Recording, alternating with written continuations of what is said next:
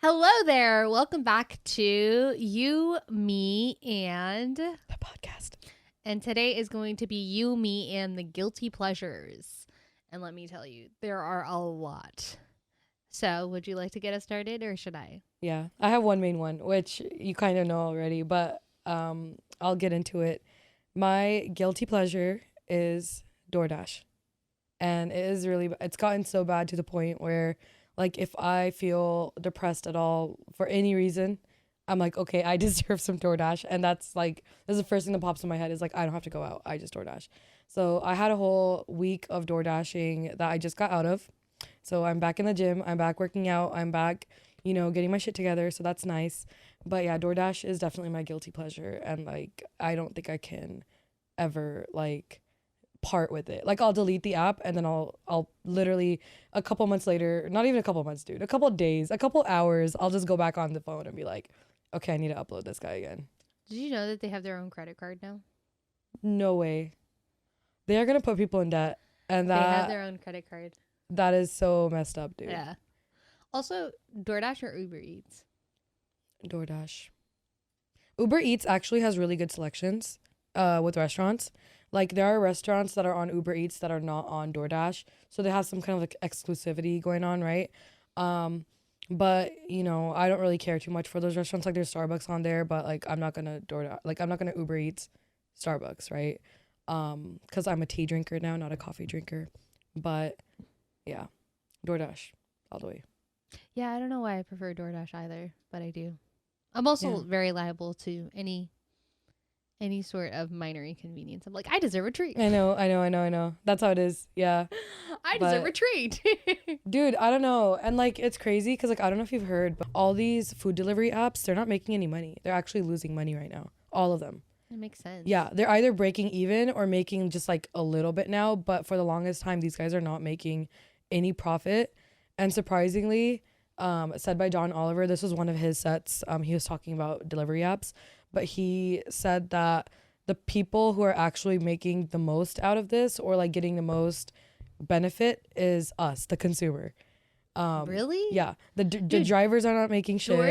DoorDash on average is like $10 more expensive than whatever. Yeah, and you would think that the restaurants would get their fair share, but there are literally restaurants who are getting like only 45 to 47% of the cut. They take which is crazy. Which is crazy. Crazy, man. And they're still making a loss. So I'm just like, I don't know what these guys are doing. Like there has to be a better way, but yeah. I think like the base pay for like a delivery driver is like $3.50.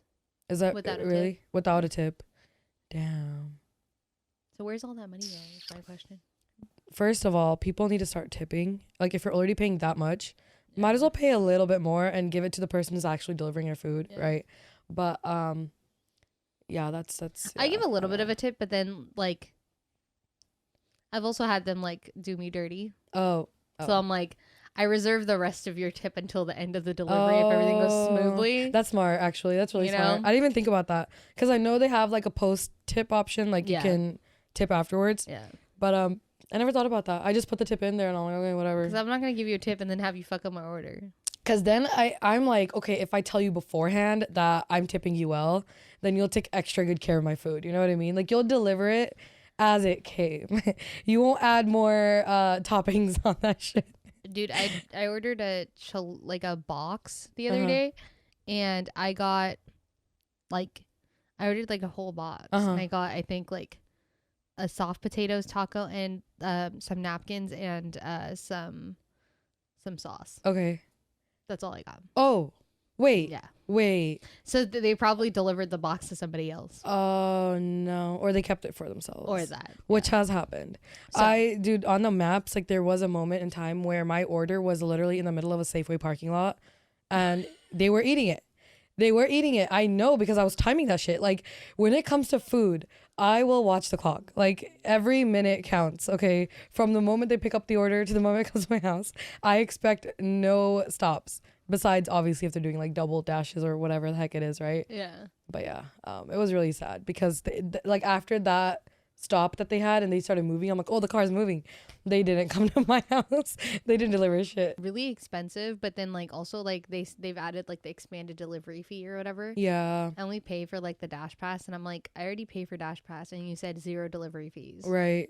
That's true. And now you're adding 150 onto. I'm telling you, dude, they're else. losing money. Oh, so they're trying to find ways to like add on to that. You know what else they're doing? They're doing happy hour. Okay. So that's, I think it's from 3 to 5. Is it for like select restaurants? Like, is it up to the restaurant? Yeah, for select restaurants, you get like for Popeyes, you get 50% off of one item, which is not bad. That's not bad. I mean, if you're already planning on door dashing, right? I'm sure you can get all that money back by driving over. With Popeyes, like the 5 tender dinner, you can get it for basically like menu price. After tip and everything. Okay. I mean, that's not bad. That's not bad. Yeah. Because then you're like saving money that you would otherwise be spending on just the delivery, right? And all that. So happy hour, I give it a thumbs up. But the whole delivery system, revenue, like, you know, thing that's going on, they're not making any. So I don't know where they're going wrong. Like, their business model just sucks. Lately, I've noticed, like, if you, like, didn't receive something, you have to go through, like, before it used to be, like, I didn't get this. And then, like... Yeah, they would give an instant refund, or they would give you, like, dash credit. Now, they ask you for a photo and this, that, and the third. Yeah. I'm like... But I'll be real honest with you. It's very easy to cheat the system. And this is coming from someone who's done it. Actually, I haven't done it. Look, I had no clue. Like, I wasn't the type of person to do that. I'm not the type of person to do that. I don't give a shit, right? But sometimes, okay, I'll be real honest with you. My brother did it a lot. He's a teen. He's a kid. But he, like, you know, he kind of got us, like, blacklisted on the DoorDash account because... DoorDash kind of knows that we're like the boy who cries wolf, you know, and we would just lie and be like, oh, there was a hair in our food, can we get a refund? And then they'd give us the credits, and then we'd like buy. But this was like before I realized that, you know, like the drivers don't make much, and like, you know, this is affecting the restaurant and like whatever it is, right? So, you know, I don't do it as much, but my brother really used to milk the system, and maybe we're the reason why they're going bankrupt. So I don't know, it could very well be. I feel like they're making it hard. Most services are hurting right now. How so? Like most like streaming services are also hurting right now. Really? Yeah. How? Like why? I don't know. Like honestly, I don't know why Disney's failing. That doesn't make any sense to me. Dude, it's literally a premium service, and they don't have to do much except upkeep. As somebody who's an econ major, like when I first like the streaming business model came out, I was like, oh, Disney's for sure going to be the last man standing because they own all of their IP. They don't have to outsource their IP, but Netflix does. But like, I mean, now Netflix doesn't, because Netflix has like their own like stuff to stand on. Like Bridgerton's huge. Like there are a lot of Netflix shows that are really good. Yeah. But I feel like most like HBO Max and like Disney in theory should be the last man standing because they own so much IP that is already there that they don't. But I also think like a lot of like HBO Max, like what have they had lately that has been a hit? They had like Pretty Little Liar reboots that weren't like, dude, HBO Max, I don't know, it kind of went downhill for me. Only. Yeah, like I would watch their old stuff. I would watch all like old HBO stuff. Exactly. Nostalgia purposes. Yeah. But I don't think like they have any new content that I would really be interested in. And it's crazy because Peacock is fairly new, right? And the only reason, I'll be real honest with you, the only reason why I went on Peacock, like partially, like the reason why I even considered it was because they have The Office on there now, and The Office was taken off of Netflix, right? It's kind of interesting to see like all of these streaming services kind of like not even fight it out. It's just. Have you seen any Apple TV shows? No. The fidelity on Apple TV is wild. Really? It is so much better than most streaming services. Really? The fidelity is crazy. If you have a good TV, like watching Apple TV like shows and like movies and stuff is like such an experience. Okay, that's so interesting. I don't know. Every time I saw like Apple TV, I'm just like, okay, what? No, it's not. What could it possibly have? It doesn't really look rinky-dinky, but it's just something I've never considered. Like, if you already have something that works, like if it's not broke, right? Like, why fix it, right? No, they have like their own they have like their own IP. Like they have like Foundation's on there, Severance is on there. Ted Lasso is an Apple original. Okay. They have a couple of things. Yeah. Not stuff that I'm like particularly fond of, but they have a lot of stuff. I'd consider it once I run out of But once I run out of stuff on Peacock. The one thing I will say is like if you're looking for quality, like they definitely have the quality of content that I feel like Netflix and stuff doesn't have. Because you have to pay like Netflix, don't you, to get like Ultra HD or whatever? Oh yeah, now you do. Right. Now there's like a premium. Yeah, there's like Which more stuff to add on. I know, but like they're sitting in the back room trying to figure out how they can like milk more money out of the stuff. Like first they used to be what, like $8, $9, something like that. Yeah, they used to be like under 10, and now also, they're the whole like password over sharing shit. Oh yeah, but they realized it didn't work out, so then they took it off.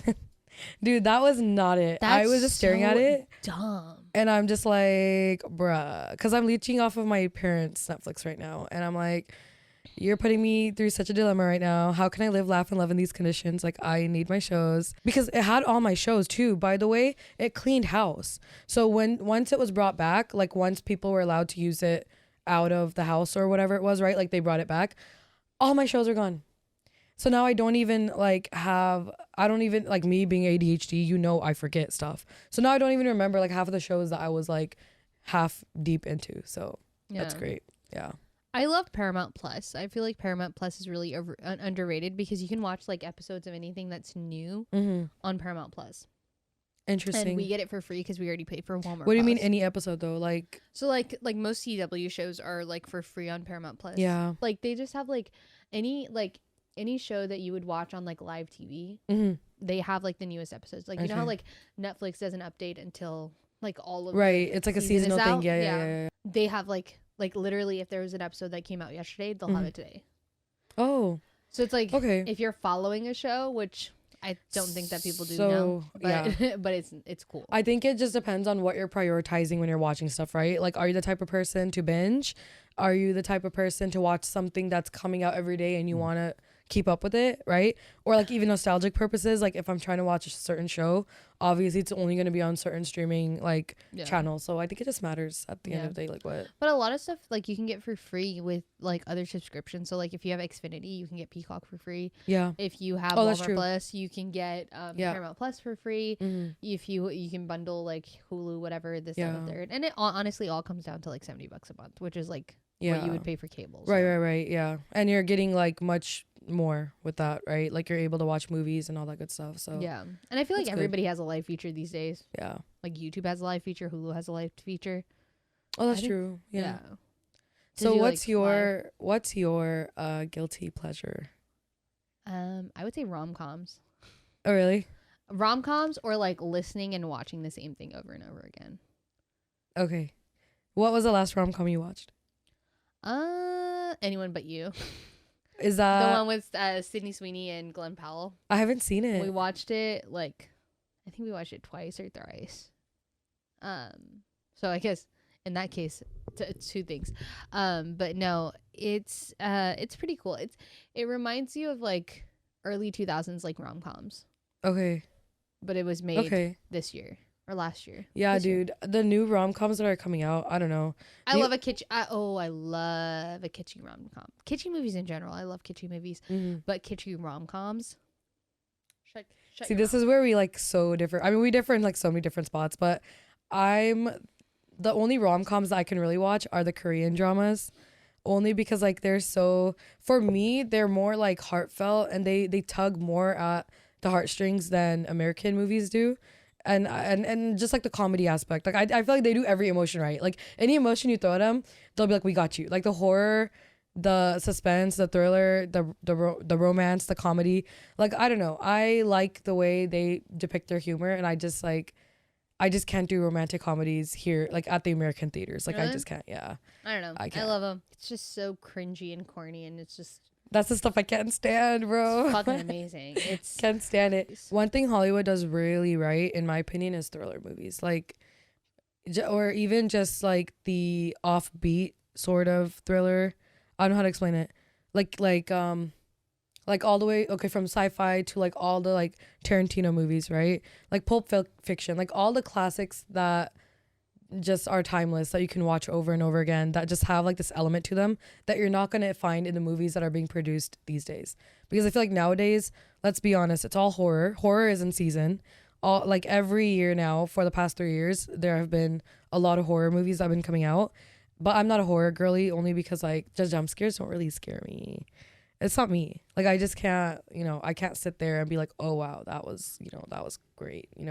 I don't know. Do you But watch that's just Indian me. Indian thrillers or like Indian horror movies? There was one that my brother suggested. I think it was a show on Netflix. I think there was some like scary Indian show, but like I never got past like the second episode. But apparently a lot of like people watched it. But Indian horror is like psychologically like it'll mess you up psychologically. really, Yeah. is it? It's Even that bad. like, did you never watch Pulpaliya? Yeah. Oh yeah.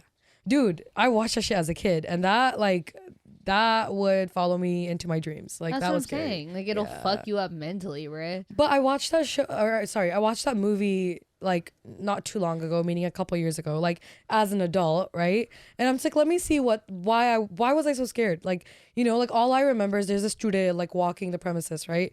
But at the end of the movie, not to like spoiler alert, but like it's a very old movie. I've seen it. Everyone needs to have seen it at this point, right? But at the end, he's like, what is he, like a psychologist, a psychiatrist of some kind?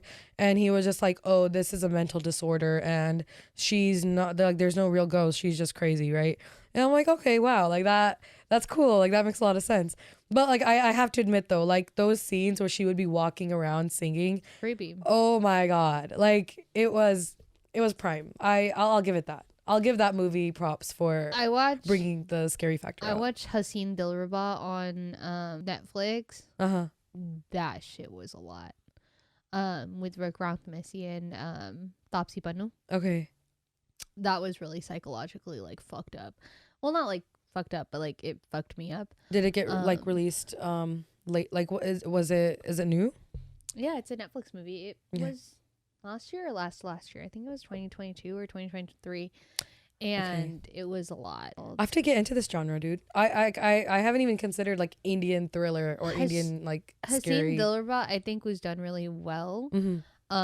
I would watch it again, but it kind of like gave me nightmares, so maybe not. Was it really that bad? It wasn't that bad. It was just a lot. There was a lot of emotions. Okay. I went into it thinking that it was gonna be like dark comedy, because that's how it like in the Is trailer. that how they depicted it? Yeah, in the trailer, that's how they depicted it. But then like, it was not that. Okay. It got way darker. I watched Tanhaya, which was like an episodic thing with Surbi Jyoti, and I forgot who the guy was, but that was kind of fucked up. Well, it's like a haunted mansion, and it was just a little weird. So is it like a mood based thing? Like if you're in, like if you feel like watching a scary movie, like do you have like seasons, like phases, or no? With Indian, with anything that's like horror or thriller, it's literally just because I like the actors. Oh really? I love Vikrant. So you watched through all of that and give yourself the heebie-jeebies just for the actors? Yeah, That's I love Taapsee Pannu, Uh-huh. and I love Vikrant Messi. And then like from the trailers, I was like, oh, this is gonna be okay. Yeah. So I was like, okay, I'll watch it. And then I got way too deep and Oh. stuff like that. I can't just like stop watching. I have to like watch it all the way through. There needs to be a conclusion, otherwise it's gonna fuck me up. Yeah. And so that, and then I love Surbi Jyoti, and so that's why I watched Tanhaya, because I just wanted to watch something that she was in, and it was not great. Have you? I have to ask because I don't think I've really asked you this question. I think I know the answer to it, but I'll ask anyway. But have you seen any animes at all? Yes. Which ones? Have you seen Death Note? No, I watched a lot of Inuyasha as a kid. I watched. It was like basically like a spinoff of Romeo and Juliet, but I forgot what it was called. Oh. And then there's a couple other things, but like I don't remember. Inuyasha was like the only thing that I like vividly remember. Oh, okay. I ask because like Death Note, it's like it's not scary. It's not gonna give you nightmares or anything. It revolves around like death. Basically, like if you write somebody's name in this notebook, they will die, and they will die of like natural causes or like whatever you say they'll die by. I think like if you say like, oh, death by heart attack at this time, they'll die at that time. And it gets really crazy because the government and like even the US FBI and CIA, like they all get involved into trying to find and catch this guy because he's literally killing off like all these politicians.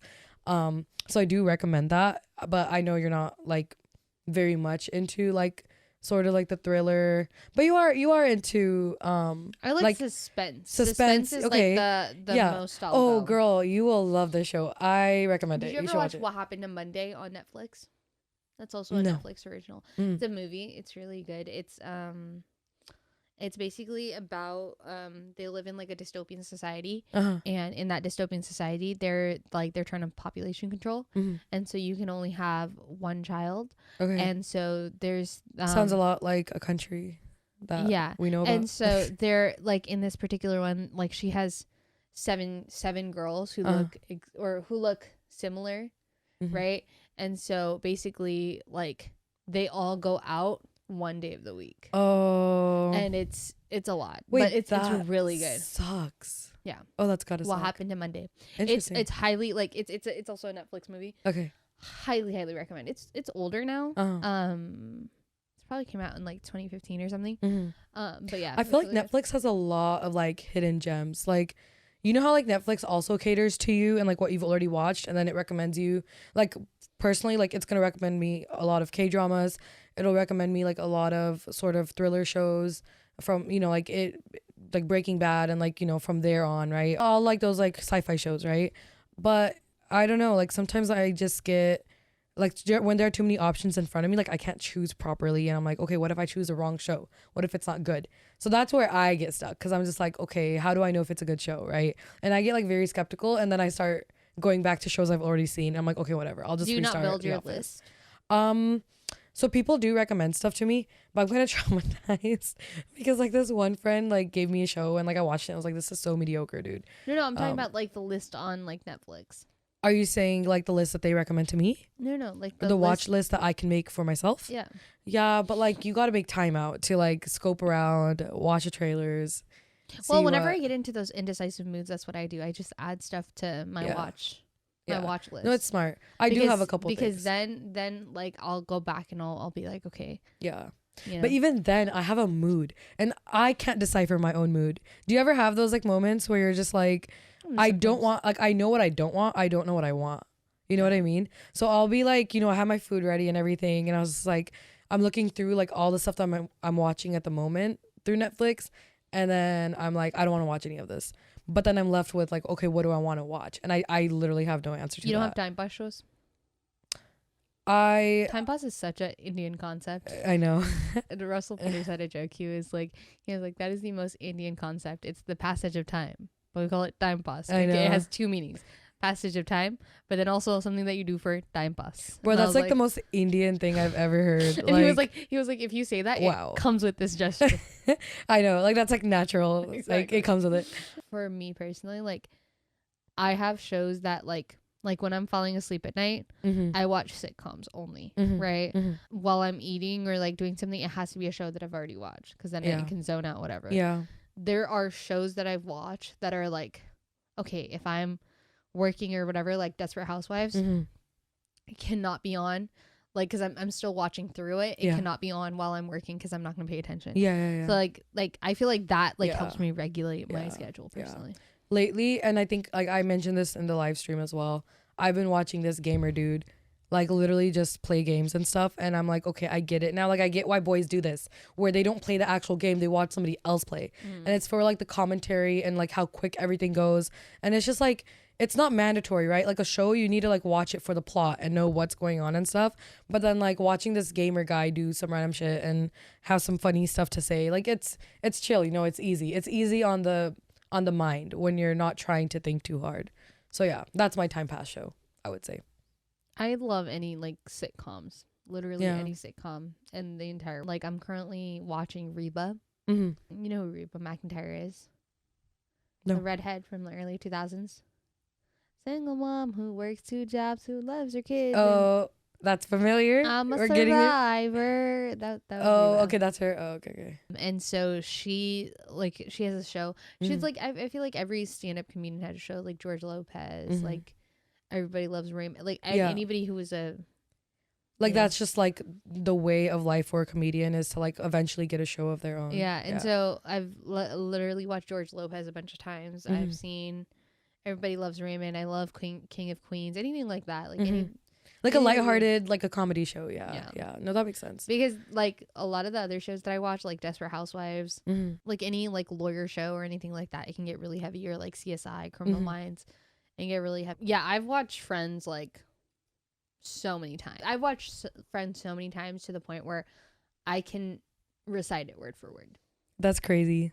But I get it though. I will literally wait for like a punchline, and I'll wait, and then I'll say the punchline with whoever's saying like the punchline. Dude, that's also, what's your favorite Friends quote? I don't know quotes like that because again, I have a memory of a goldfish, so nothing really gets retained up here. But I think one of my favorite scenes was probably when Joey puts 2 and 2 together, that Chandler and Monica are together, and his eyes just widen and there's like literally no lines going on, and it's just him just like realizing everything.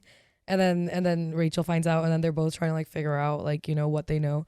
So it's they just, don't know that we know that they know we know. So yeah, I don't know. Joey's expressions are always the most funniest to me. So I love it when he comes on the screen. I'm like, my very favorite quote from Friends. It's like a cow's opinion. It's a moo point.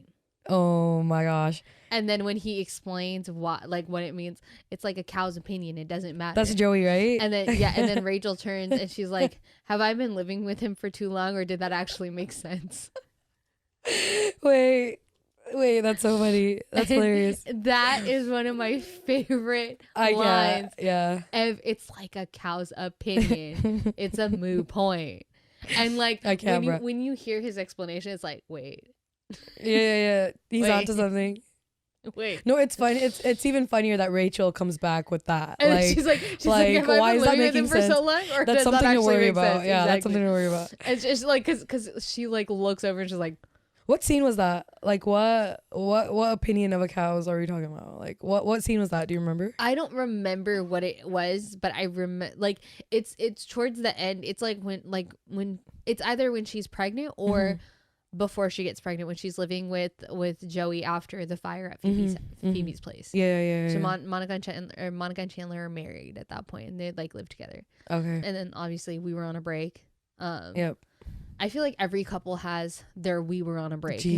Not we were on a break, but like one thing that they both vehemently disagree on. Yeah. And so for them, it was we were on the break. I feel like for every single couple has that. That's fair. Other notable moments were Regina Phalange. Hi, my name is Regina Phalange. Oh yeah. She used that lady everywhere, man. She really milked Regina Phalange. Or I was once in Barcelona hiking Mount Tibidabo. The story. This is so the story. Oh, the one story that everybody uses to catch a date or something. Yeah. That one. No, yeah, it was funnier because somebody else, I think Rachel used it later. Rachel used it. And everybody had already discussed. No, Rachel used it to come on to Ross, and that's when they had sex. Yeah, but Ross already knew the story, like what that story entailed. Yeah. Oh yeah, that's funny. That's hilarious. No, the Friends is like, forever. No, I don't want you to buy me a hat. I'm saying I am a hat. Oh yeah. That's from like one of the first episodes. Did you ever go to the Friends exhibit in San Francisco? No, actually. We did. Oh, you did? It was so nice. It was so much fun. So much fun. It looks fun. I mean, to be able to see like the set that you would see every single day. What else was there? There was besides the set, because that's all I've seen. So they had the fountain. And then like the couch, they had like a little thing. They had like all sorts of like they had scripts and stuff like that. They had the kitchen. They had like the little like the balcony thingy. They had like all parts of the set. They had like a central perk downstairs. It was just like a lot of like it was like a museum type of thing. You know, it was really cool though. It was cool. very different than you know. And you guys were probably able to like take pictures and everything. We took so many pictures. It was so. It's a vibe though. I mean, if you're a Friends fan, it's worth it. Yeah. But if you watched whatever a couple seasons, I feel were pretty cheap though. I think they were like $40 per person, which is not bad. Yeah, that's not bad at all. Yeah. I thought it would be more. Yeah. I think there was a Friends experience in New York, or like I was looking for things to do in New York at that time when we went, but we were just so full of like the New York touristy stuff that we were gonna do. I'm just like, we could definitely do this back home. Like I've seen the Friends experience like in so many places. So yeah, I wanna do the Warner Brothers tour. Oh, their lot tour. yeah. Because you can do Wait, is this the Universal Studios one? no. This is the Warner Brothers one.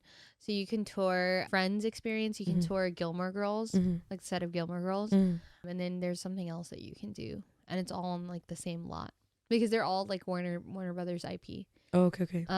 Universal is like Harry Potter, Jasper Housewives, Yeah. Minions, Shrek, like that kind of stuff, and Mhm. then they have like Jurassic Park and all this other Indiana stuff. Jones and stuff like that. Have you ever been to Universal? Mhm. Yeah. I actually did that tour, the Universal Studios one. You know, like that one attraction that The takes you studio around tour, everywhere. yeah. Yeah, yeah, yeah. I did that in January for the first time actually, which Really? is surprising. Yeah, I've been to Um, Universal Studios. I've never been to Disneyland, but I love Mhm. Universal. Oh, so every time you went to LA, it was always Universal. It was always Universal because Yeah. we were season pass holders. Oh, okay, okay. That makes sense. You want to take advantage, yeah. And so I think my stepdad's work got like discounts or something like that. And so Nice. Might as well, right? yeah. And we'd go like pretty much every year. Mhm. If we only went once that year, we'd go at least twice the next year. We were always going to Universal. Mhm. And then I got to go. Apparently, they have like Nintendo Land, Mhm. and also just like the experience of going to like Universal, like even go to like City Walk and stuff is like Yeah. it's so worth it. I think I'm the biggest fan of Harry Potter World because Same. I grew up on Harry Potter. I'm sure you Yeah. did too. Yeah. So it's just like going there and them having like, all the like stores and shops and stuff and like, the cobblestone like pavement. Like everything is just so well set up. I'm just like, I like to get lost in Harry Potter World from time to time. Yeah. And the rides are actually not that bad at all. I love the is it the main one where you like sit down and then The like castle? yeah, there's the castle one and then Mhm. the hippogriff one, right? Yeah. Yeah. There's one other one. There's 3 total. Which one is the third one? I don't remember, but there's 3 total. There's the castle, there's a hippogriff, and then there's one more. I don't remember what it's called. Dude, we bought the robes from there and we never wore them after like one Halloween. I have one. Yeah.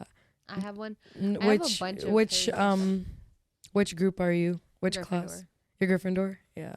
I scream Gryffindor. I mean, I'm Yeah. also a Leo, so Okay. Gryffindor for sure. Yeah. No, that makes sense. What about you? So deep down I am Ravenclaw, Mm-hmm. but you know what I did as a kid? I would take the test and I would answer the questions as if I was Harry Potter because I wanted to be Gryffindor so bad. I'm like, I'm going to be put into Gryffindor no matter what happens. Like, it's happening because that's where the cool kids are. So I would just change up the answers every time and then I got Gryffindor. And I'm like, okay, I'm Gryffindor now. So, but I am deep down Ravenclaw. That's who I am. Nice. Yeah. Yeah, I so want to revisit Harry Potter. I feel like I haven't seen like a Harry Potter movie in so long. We watched Fantastic Beasts during Thanksgiving Mm-hmm. because I feel like Fantastic I love Beasts Fantastic is Beasts. more palatable for like somebody. It's who's less not, intense. Yeah, for somebody who's not into like Harry Potter, like especially like my brothers and stuff. Yeah. It's like way more palatable. Yeah. than I feel like I Harry agree. Potter is. And it's fun. Like it's a very light version of Harry Potter, I guess you could say. I'm still upset about I Johnny love Depp Newt. not being Grindelwald because I feel like he made a really good Grindelwald. Oh. Because they have like the Yeah. Mads Mikkelsen or whatever Mhm. his name is. Yeah. But Jude Law is such a good young Albus Dumbledore. Mm-hmm. I agree. Yeah. I think I just watched so many of the older Harry Potter movies that watching him like that, like, just like it's a different side of Dumbledore that we haven't seen, right? And he's just like a different personality. Like I feel like the personalities just didn't match. And I don't know if it's because Dumbledore is now so old and he's seen so much shit that he is who he is in the older movies. I don't know what is going on with the character development. But for me personally, it just as cool of a guy he is, and the actor, yes, I agree. The actor does a really good job. But I just didn't really I don't know. I feel like there was sort of a mismatch, but again, that's just me. But I think that's the whole point of Dumbledore's character is like he was wise after, like he was wise when he met Harry Mm-hmm. because of all the shit that he went through and like all the shit that he went through with Grindelwald and then after the fact And them with introducing his Voldemort. brother too. Like Yeah. there's just like so much family drama that like is introduced through this new series. I so wish that's I kind wish of crazy. they had like talked more about like his sister. I feel like they kind of Mhm. glossed over that. I feel like she was like a bigger aspect in the books. That you watch year round, no matter what happens. Friends. Friends. No, New Girl. New Girl, Friends, and How I Met Your Mother. There is no good or bad time for those. Nice. Those are safe answers. Yeah. I think I watch Harry Potter around Christmas time every time. Yeah. So I feel like Gilmore Girls, Harry Potter, and that would be like the only ones that I watch consistently. That's a solid list, dude. That are fall, like that scream fall. Okay. And then like I feel like for summer and stuff, it has to be something like on the lighter side. It has to be like a kitschy. Like a kitschy sitcom, like Will and Grace or something like that. I recently watched like a few episodes of Frasier, and I feel like that's good for springtime. I don't know, like it's weird. It's weird how like that has, but Gilmore Girls is like very, very fall. Like it screams fall. Yeah, I can see that. I think like towards the winter time, and then like going into the next year, like January, February, right? Obviously, it's cold out. We want to snuggle in, so I'd want to watch something that's longer. That has like more seasons or more episodes, or it has multiple movies, like something like Harry Potter. So anything like that, I sort of like latch onto, and I just watch. Even The Office, I'll just binge it, and I'll just Modern Family is a good springtime show. Modern Family is a very good all year round show. I love Modern Family in spring and summer. I feel like in fall it's like too, I don't know. I think I just need a good, like, the thing is, okay, with me, good comedy is hard to find.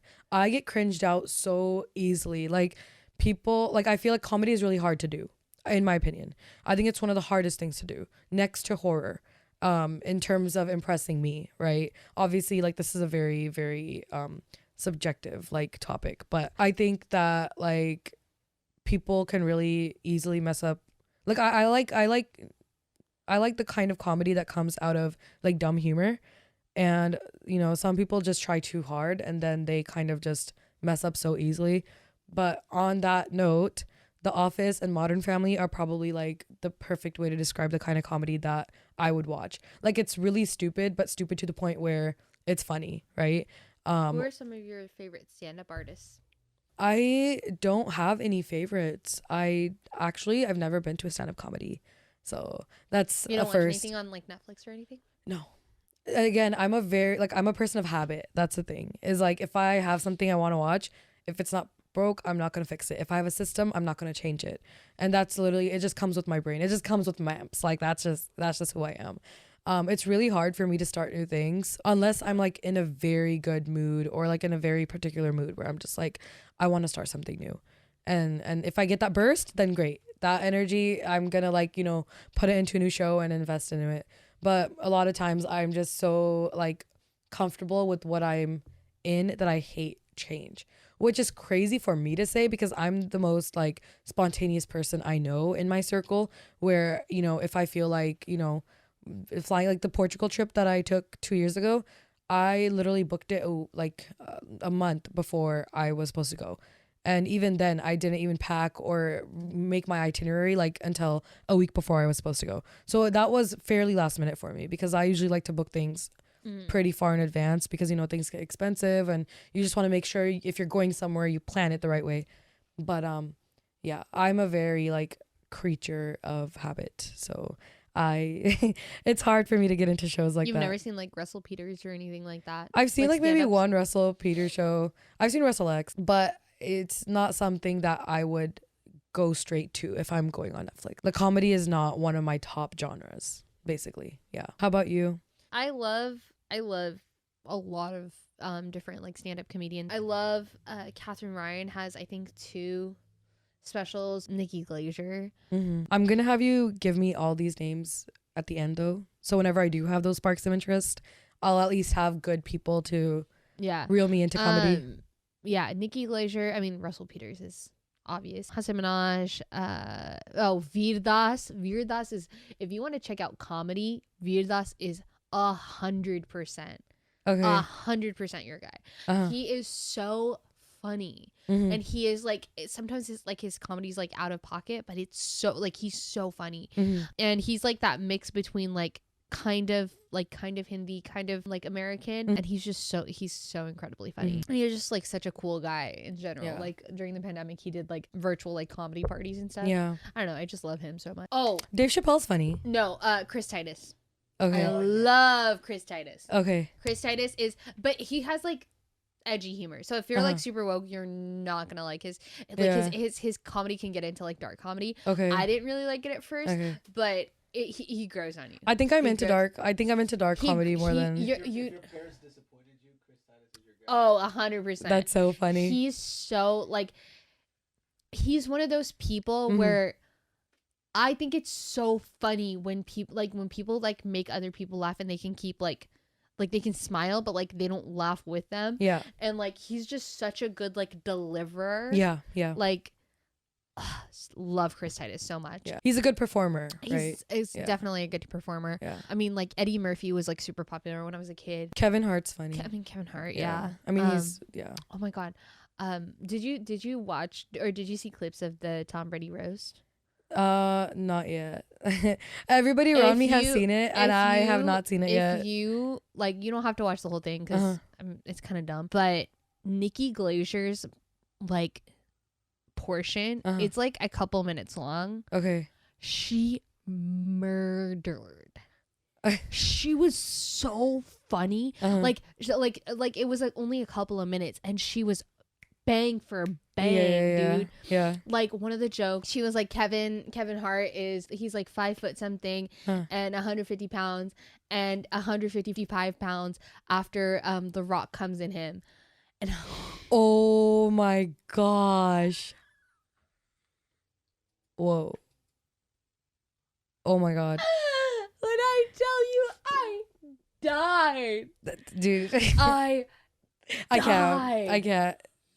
She was so funny. She was so funny. Yeah. And it just, That's oh funny. my God. It was so, like, her whole thing was so well written. It just. Yeah. I have to check it out. No, I definitely have to check it out. Like, she was, like, I think the second or third person to go How many on. people were up there roasting? There was, like, 20 people or something. I don't know. Oh, there was a bunch of people. I don't know. Honestly, there was a couple of people of note that were, like, I was there for, but everyone else was kind of just, like. It was like football people that I don't know who they are. Right, yeah. The jokes have to be relatable in order to be funny. Like, but like Nikki that's Glacier, the thing. Nikki Glacier was so fucking funny. Yeah. But the funny part was that Kim Kardashian went up to make a toast and she got booed, and they cut it out of the live stream. No, are you serious? Damn. Because people who were recording it in real time, they had it. Yeah. Yeah, but like that's on the hilarious, playback, bro. You don't see that. That's so funny. They should have kept it in. Dude, she got booed. Like, as she was going on stage, she got booed. Like, they were, like, booing her. And then she was like, guys, seriously? Yeah, and how does she react to that? Like, what do you do at that point? And people kept going. And then she was just like, okay. And then Kevin Hart had to, like, kind of. That's so sad. That's so sad. Do you like reality TV? The only reality I've seen is Love is Blind. And that's because I'm a hopeless romantic. And sometimes it's just funny watching this shit because it's not realistic. In my opinion, that's my hot take. I've only seen it's so funny to watch them like, oh, I think I'm in love with you. Oh my god, me too. And it's just like they've only heard each other's voices. And did you see the whole Megan Fox drama? I haven't seen any of the latest stuff that's going on. There was like a girl that like he was like the guy was like, oh, what celebrity do you resemble? And she was like, oh, well, people think I look like Megan Fox. Oh, yeah. Okay. I saw that clip on Instagram. And then he was like, she does not. He was like, I feel like I got duped. And I was like, that's so she does kind of look like Megan Fox though. And I was like, wasn't she like beating around the bush with it? Like she wasn't being upfront with it. Well, she was like, oh, it's just because I have brown hair and like I like people think I look like Megan Fox and like I don't know. I saw the resemblance. I get it, but like. I don't think that's something you want to be telling. Like you can kind of from that statement. I haven't seen the show. I don't know who this chick is. But just from that little segment, if I were to judge her based off of just that, like she just seems so pretentious and like self-centered, right? Like people tell me I look like this. Well, my thing is he asked her, right? So do you think his expectations were just too high? Like he literally expected Megan Fox to like walk out of that. Hold on. That's what I thought. But I feel like that's unrealistic. But then also like there was somebody pointing out, they were like, Megan Fox is like a sex symbol, right? Yeah. They were like, you know. I don't know what he was thinking. I mean, was he cute? I don't remember. Like, was he handsome? The other dude? He was okay looking. Yeah. This was the girl. Okay, she's pretty. But I can see how she looks, like how people tell her, like her face is just like longer. No, she has, but like she has. But like, I understand why she has the qualities. Yeah, I understand why. This is also Megan Fox with like a lot more work done, right? Oh yeah, for sure. Like she looks like older. She looks like Megan Fox without the work done. She looks like Megan Fox on New Girl. Oh, I see it. Yeah. Right? She's a natural. Just her face is longer. So like no, I was pretty. Like, I get it. Yeah. No, she's pretty. And so she's kind of funny though, because like, but I don't get why he would take it so seriously to the point where he was expecting, like, I don't know. But anyways, so like she's on TikTok and she was like she kind of like leaned into it, and then that's when like the memeing kind of stopped, and she was just like, well, like this would be a great time for anybody who's ever told me that I look like Megan Fox to speak up. Or forever hold your peace to defend her honor, right? But like she kind of like leaned into it, so like people didn't want it, like people didn't find it funny. Nice, anymore, okay, right? good, yeah. So I was like, dude, okay, that's the right way to do it. You won this situation because he looks like a douchebag. Yeah, right. And then people were like, you don't even look like Megan Fox. Right. Well, people are gonna say that it could be Megan Fox saying people say I look like Megan Fox, and people will find a way to bash on that person. Exactly. Like, and I'm like it could be Megan Fox acting like she's like some like random chick, right? Yeah. And people will still be dumb enough to like it's just trolling at the end of the day. It's just bullying. It's just like, nah. But yeah, Love is Blind is an interesting concept. I think that's the one reality show that I would watch, only because I mean, one, I know what to expect, sort of, but there's two, still it's structure. Yes. And there are new people every time. Like that one season, I don't know if it was season 2 or 3, but it was based in Seattle. And at that time I was in Seattle. So like when it got released. So obviously I was invested, like, okay, Seattle people, let's see what these, what Seattle has to offer in terms of like the characters and personalities and all that good stuff. But yeah. Did you ever watch Indian Matchmaking? Yes, I have seen Indian Matchmaking. There was an episode that was done here in Davis. I have seen that. And that guy Apurva, and was it Apurva and the other guy? I don't remember what the guy's name was. Okay. But he was the most pretentious, ugly, like douchebag. Wait, I think I remember this. And dude. I was like, this is not how people in Davis are. Yeah. Stop giving us a bad name. He represented Davis in a really bad light. Yeah. And I was just like, he was so he was so whack. Weren't they at like Burgers and Brew or something? Like they were here. They were at Sophia's Thai Bar. Oh, they were at Sophia's. Yeah. Yeah. And I was just like, bruh. Like they had like a whole like thing in Davis, and I was like, this is what you got? I know. This? Bro, I could have applied for that shit. Like, put me on the show. I'll give Seema Auntie plenty to talk about, man. She will roast my ass to the ground. But apparently I will give her content. It was highly successful because now they have like a Jewish matchmaking. Oh, really? No. And do they have their own version of like a Seema Auntie? Yeah. I don't know. Like I never really got into like reality TV. Yeah. Same. Like Love Island, none of that, or Big Brother, Lost, Survivor. There's like what Lovers Inferno. There's like a couple of them. There's like a shit ton of them. I don't know. It's just for me. You kind of know what to expect. You kind of know what's gonna be there, and it's like a waste of time. People who are into like reality TV are very serious about it. So I'm like, oh, is that a topic we like should not touch?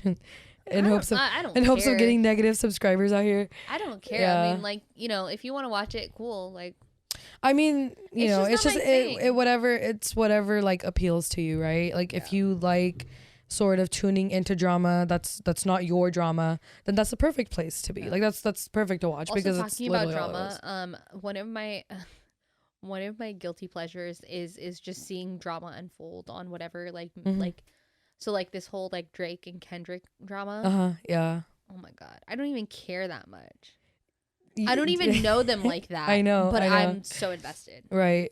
I think once you once you see what's going on, like the punches being thrown by other side and like whatever, like, verses they come out with and all that, then you're kind of stuck. You're kind of hooked on. Right. Yeah. And you're like, okay, what's next? Like what's going to happen next? Who's going to say what?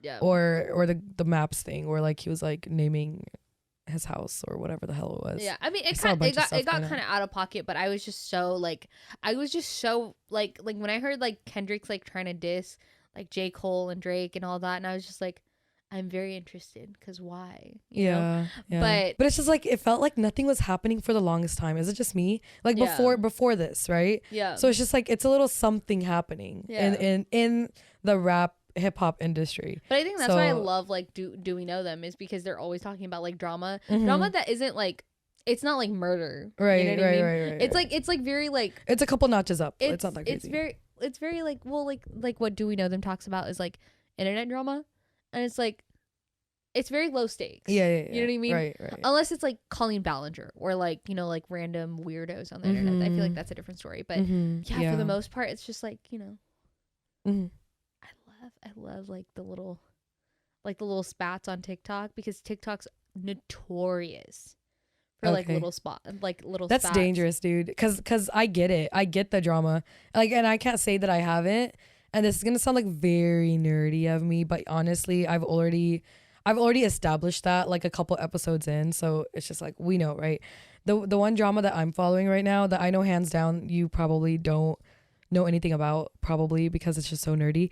But or maybe you do, who knows. So there's a guy named Professor Dave Explains on YouTube, and he does a lot of he pushes out a lot of educational content on like various topics, right? Like scientific topics primarily. Is he kind of like Hank Green?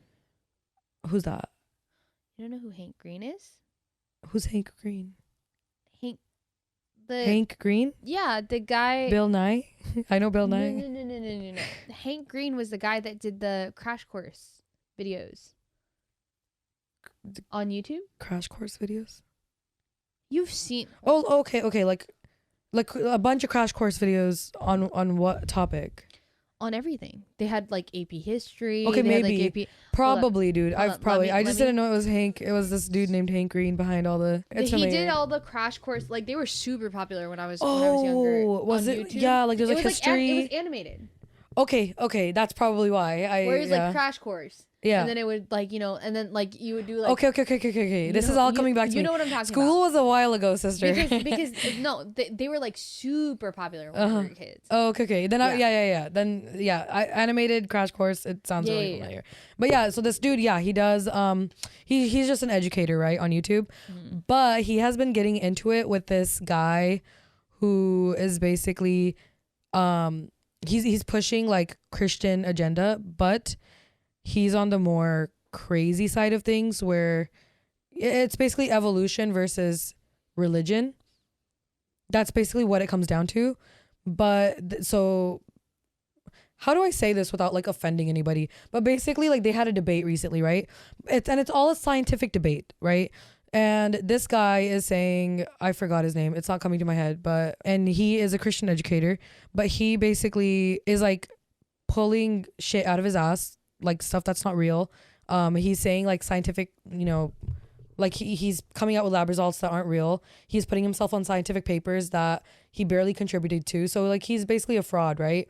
And they've been having a back and forth, because he's been debunking all of that guy's videos on YouTube, and that guy has been responding to him over and over again. So they're having like a ping pong match, right? And obviously, like, these are the videos that are getting him the most views, the ones that are debunking all of his like creationist, like, you know, whatever, like propaganda videos, whatever they are, right?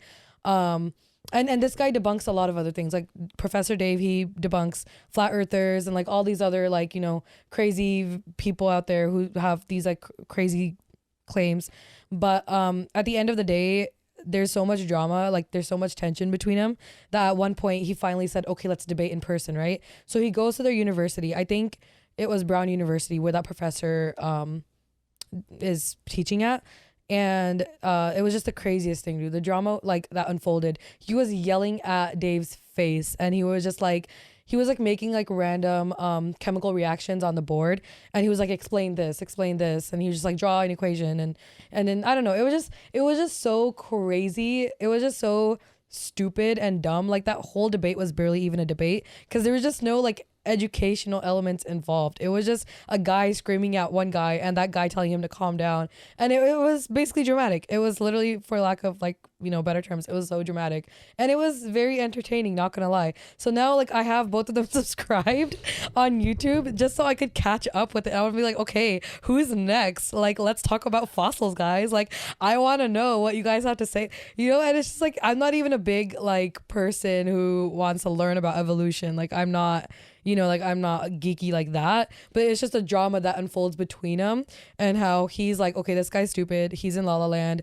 he thinks he's the smartest guy in the room, and then that guy is just like yelling at his face and calling him stupid, and it's just fun, you know, it's really fun. But yeah, like if it's YouTube drama like that where you see something unfold, I do watch a lot of debates, by the way, on YouTube. Like if you ask me how I spend my time, it's a lot of debates on YouTube where it's like atheist versus Muslim, or like a lot of concepts unfold from these debates, dude. A lot of cool, like crazy ideas that we just don't think about in terms of spirituality and what, you know, what is required to be religious, or you know, why can't we be both? Like, why can't we be religious and spiritual and also a scientist, right? And what sort of like disqualifies one or the other, or whatever it is. There's just like so much that comes out of these debates that makes you kind of think. And that's sort of like why, or how I discovered this guy, was because they were just having a back and forth. And I love seeing, first of all, I love seeing flat earthers get debunked and look stupid. I don't know why. It's like a cult like situation, right? Where they all just want to feel like they fit in a community, so they adopt a certain kind of mentality or a way of thinking. But that cult stuff, that really like that's what I watch every day when I eat my meals. Mm-hmm. Yeah. Have you ever seen do you know who Just Pearly Things is? No. She's like a pick me. She's like she's just annoying. She's like very like misogynistic and stuff, right? And she's so like delusional. Okay. And like her whole thing is like we should abolish divorce. Like women don't want to work anymore. Okay. Women like don't cook for their husbands, this, that, and the third. I absolutely love when she gets like decimated in debates. Oh yeah. Like when like she did a debate with like Ethan Klein of like the H3 podcast, and it was hilarious. What was the debate about? Like he was just asking her questions. He was like, oh, like what are your sources? And she was like, I've talked to a lot of women. He was like, okay, but like what are your sources? Like, have you read a study? Like, are there stats? And she was like, I've talked to a lot of women. And I'm like, right. And it's so cringy because it's like, okay, like you're like, you don't realize you're being like just destroyed on this debate. And I think that just makes it so much funnier. I think that's what makes a debate like very fun to watch, when one person is very clearly wrong and the other person just knows, okay, this is my chance. Like, you know, and like when they're very clearly just keep fireballing them, when they're very clearly wrong, but they also don't realize that. Yeah. Oh yeah. They're like hella absent-minded and stuff. Funny. Yeah. Because they're so full of themselves. Like once, like there is always that one person in a debate who doesn't get the hint or doesn't realize what's really going on. Exactly. Right. And that to me is just wild. Yeah. And that is definitely a guilty pleasure, because it's like, bro, you're so wrong. You don't even know.